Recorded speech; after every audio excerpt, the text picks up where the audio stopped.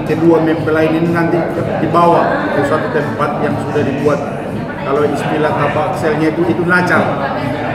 Di sana nanti mereka diberi nasihat-nasihat petua-petua oleh seluruh raja-raja adat, termasuk kedua orang tua mempelai, sehingga di sanalah lepas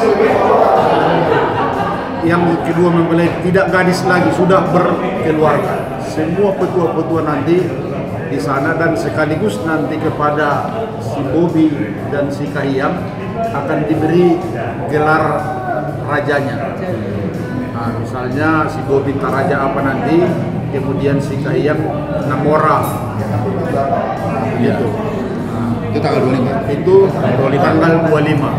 Setelah selesai itu barulah kembali ke rumah, mungkin setelah selesai dari